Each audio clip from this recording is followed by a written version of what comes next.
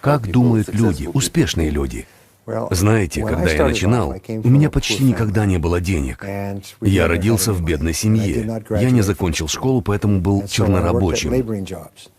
Мне говорили тогда, что без хороших оценок в школе у меня не будет будущего.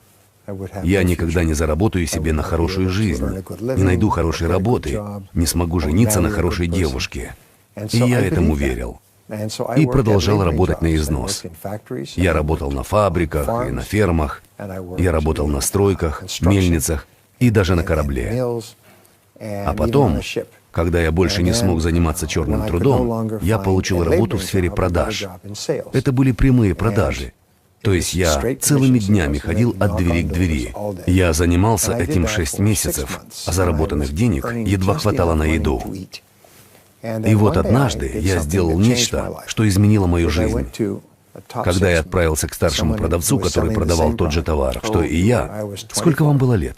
Мне было 24, а он зарабатывал в 10 раз больше всех остальных. И при этом он не трудился, не покладая рук. Я каждое утро поднимался в 6, в 8 приступал к работе и работал весь день до 9 или 10 вечера.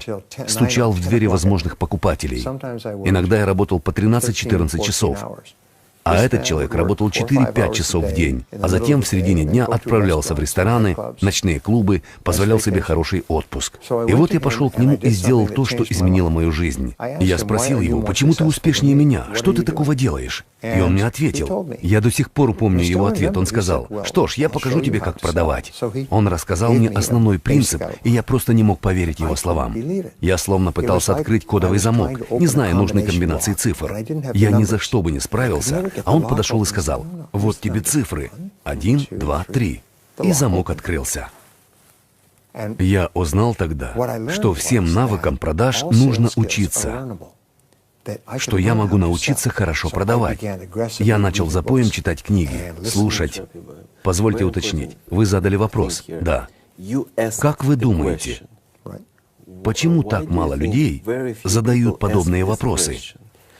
Я тоже, когда мне было 22, задал тот же вопрос. Спросил, почему некоторые люди успешнее остальных? И, естественно, пришел к ответу. Потому что они знают что-то, что неизвестно всем остальным. Но большинство людей подобного вопроса не задают.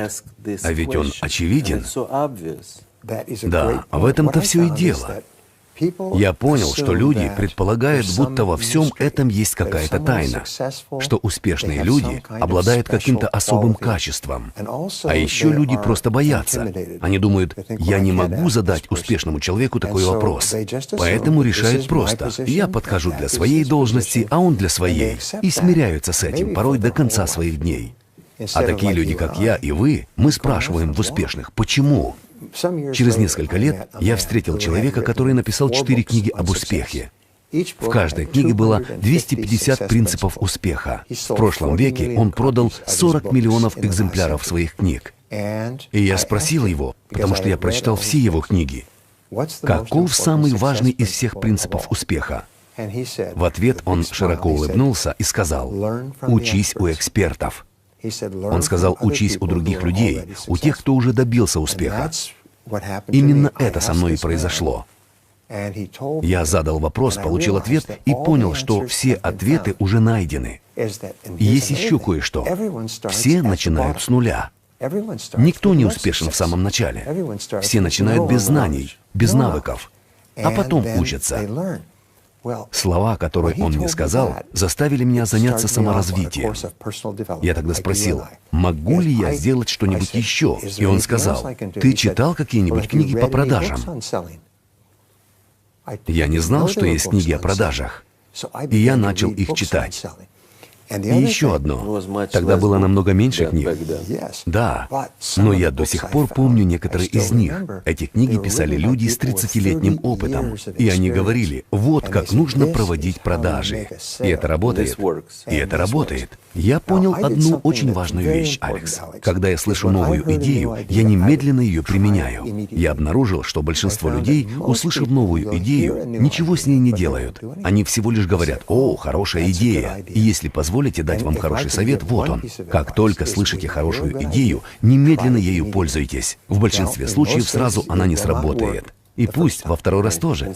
И во второй раз. Возможно, в 10-й раз. Но это как езда на велосипеде. Я буду спрашивать свою аудиторию, вот как вчера. Кто-нибудь из вас умеет ездить на велосипеде? Я спросил, что происходит, когда вы впервые садитесь на велосипед? Они отвечают, ты падаешь. Это всегда случается, пока вы учитесь новому умению. Вы совершаете ошибки. Некоторые люди так боятся совершать ошибки, что не пробуют ничего нового. И их жизнь никогда не меняется к лучшему.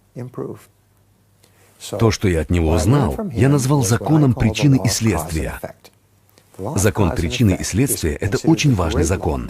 Это был учитель, который научил тебя продажам? Да. Когда я начинал изучать все, что касается успеха, я обнаружил закон причины и следствия, который звучит так. Если есть эффект или цель, что-то, чего вы хотите добиться в жизни, найдите кого-то еще, кто достиг этой цели, и делайте те же вещи, которые делал он. Тогда вы получите тот же результат. Таково главное правило успеха. Так вы находите причины. И если вы хотите чего-то достичь в жизни, будто успех в бизнесе, успех в финансах, возможность стать хорошими родителями, заработать большие деньги, например. Я научился этому у Эрла Найтингейла. Он сказал, если хотите удвоить свой доход, найдите того, кто зарабатывает вдвое больше вас, и спросите, как он это делает. И как я всегда говорил, если сегодня кто-то заработал вдвое больше вас, однажды этот кто-то зарабатывал вдвое меньше, а потом сделал что-то новое. И если вы спросите, вам ответят. Успешные люди любят делиться своим успехом с другими. Так что вы и я, мы задаем вопросы. Мы спрашиваем успешных людей лично, мы ищем ответ в их книгах. Мы много читаем и слушаем. Мы ходим на семинары, делаем заметки, а затем переходим к действиям. Закон причины и следствия заключается в том, что у каждого эффекта в жизни, у здоровья, богатства, счастья есть причины. И если вы повторите причины, в итоге вы получите те же результаты, те же, что получили другие люди. А если не повторите, то не получите. Все мы знаем, что успех не случайен, и неудачи тоже не случайны. У них есть конкретные причины. Иногда я сравниваю это с приготовлением блюда у себя дома на кухне. Если у вас есть хороший рецепт из ресторана с 3 звездами, достаточно попрактиковаться, и это блюдо будет получаться у вас каждый раз. То же самое касается и продаж, и устройства бизнеса при серийном предпринимательстве. Ричард Брэнсон, известный серийный предприниматель, он основал 200 компаний и стал одним из самых богатых людей мира. Когда он был молод, он плохо умел читать, у него были проблемы с обучением. Он бросил школу и начал выпускать свой собственный журнал, когда ему исполнилось, кажется, 16.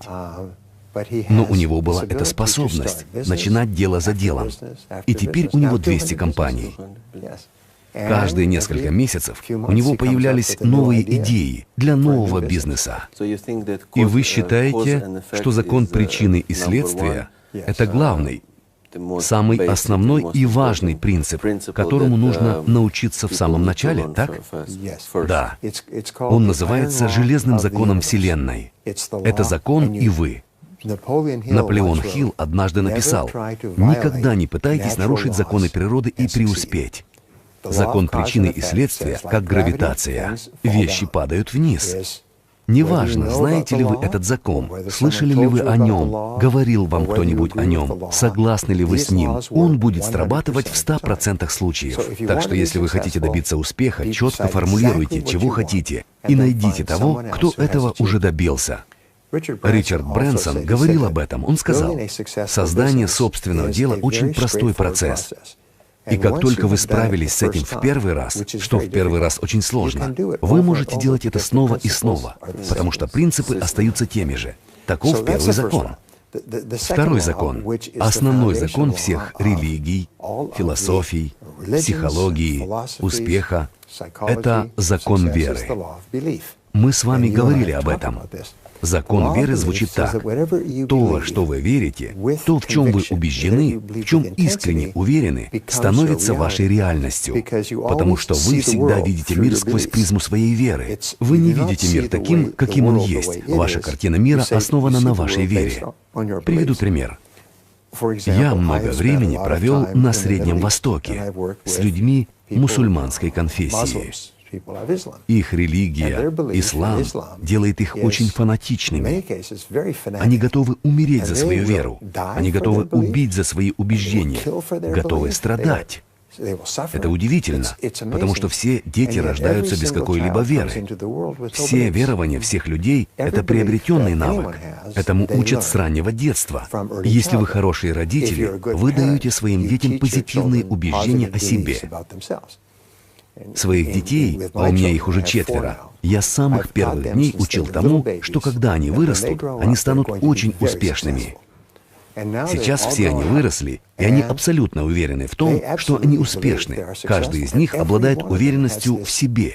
Они оптимисты, потому что знают, что бы ни случилось, их вера, их базовая программа говорит им: «Я добьюсь успеха. Это только вопрос времени». Поэтому они никогда не сдаются, никогда не унывают. И что самое потрясающее, никогда не отчаиваются.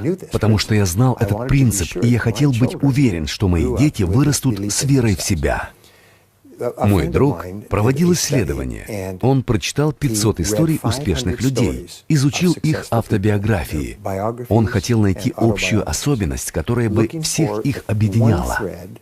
И после того, как он прочитал около 200 биографий, он потратил 12 лет.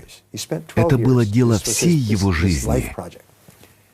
Так вот, прочитав 200 книг, он наконец нашел ответ. Все мужчины и женщины, которые достигли выдающегося успеха, верили в одно и то же. Все они были уверены, что рано или поздно они станут очень успешными. Главное — не сдаваться. Это была общая вера, которой пронизаны истории периодом в 2000 лет. Все они верили, что добьются успеха. Несмотря на то, что происходило на тот момент в их жизни, сильная вера в то, что в будущем они добьются успеха. Да. И даже если в чем-то они потерпят полную неудачу, а большинство успешных людей, если не все, в чем-то потерпели полнейший крах, они очень сильно разочаровались.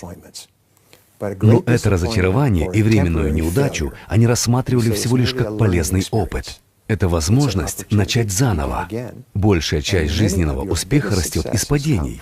Когда вы вкладываете все свое сердце, а ваше дело терпит полную неудачу, вы пробуете что-то еще. И благодаря уроку вашего падения, новое начинание приводит к успеху. И в итоге вы говорите: «Я так рад, что потерпел ту неудачу, потому что без нее я не достиг бы успеха в той новой области». Именно так. Ключ к успеху — это абсолютная вера в то, что однажды вы добьетесь большого успеха. Если у вас есть вера, ничто вас не остановит. Но как развить в себе эту веру? Об этом мы еще поговорим, когда доберемся в ходе нашего разговора. Но мы уже начали говорить о моменте, ключевой точке, которая изменила мою жизнь. Я обнаружил, что вера может накладывать на нас и ограничения. Меня растили очень негативно настроенные люди. Они пережили депрессию, Вторую мировую войну, у них никогда не было денег, поэтому их убеждения были очень негативными. Они растили меня с верой в то, что я никогда не добьюсь успеха в жизни. Если я не буду получать в школе хороших оценок, я могу просто сдаться. Я тоже очень долго в это верил, пока не начал задавать этот вопрос: почему некоторые люди успешнее других? И я обнаружил, что наличие хорошего образования или хорошего происхождения или больших денег — все это совсем не обязательно. Мы с вами это доказали, потому что мы начинали с нуля. Я начинал работником на ферме, а вы дворником. У нас не было ничего. Вернемся к убеждениям, которые нас ограничивают. К примеру, люди верят, что они недостаточно умны. Но они не осознают, что интеллект очень похож на мышцы, точнее, на физическую форму. Работая своим умом, узнавая новые вещи, Вы будете становиться все умнее и умнее. И каждый раз, когда вы обучаетесь чему-то новому, вы увеличиваете свою способность к обучению.